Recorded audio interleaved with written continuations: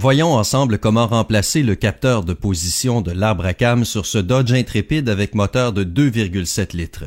On peut voir qu'il est situé sur la culasse côté conducteur dans la partie du haut. Voici la sonde de température du liquide de refroidissement et le bouchon de remplissage d'huile. Et voici notre capteur juste en dessous ici.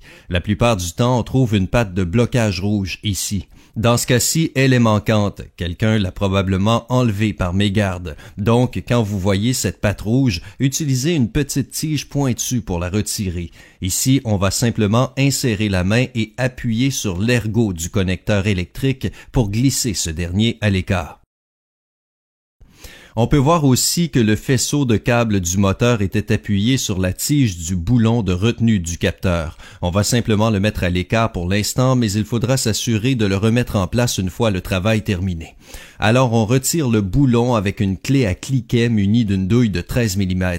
Souvent, lorsque ces capteurs sont défectueux, la première chose qu'on remarque est un cas d'anomalie, mais il arrive aussi que le moteur refuse de démarrer, même en prolongeant son lancement.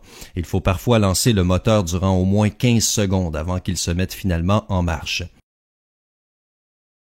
Maintenant qu'on a retiré le boulon, on fait tourner le capteur à la main. Maintenant, on voit qu'il y a le joint torique ici et le capteur situé juste derrière. Il faut donc s'assurer qu'il n'y a aucune trace de calaminage à cet endroit et de l'enlever le cas échéant. Donc, on commence par tourner le capteur, puis on le tire soigneusement tout en faisant un mouvement de va-et-vient jusqu'à ce qu'il finisse par sortir de son orifice. Ensuite, on prend un peu d'huile sur le vieux capteur pour lubrifier le joint torique du capteur neuf. On le positionne bien droit comme ceci, puis on l'insère en place en le tournant. Une fois que le capteur est installé, il faut bien l'aligner avant de réinitialiser le boulon en le serrant à la main. On serre le boulon aussi loin que possible en s'assurant de ne pas écraser le faisceau de câble ou autre chose.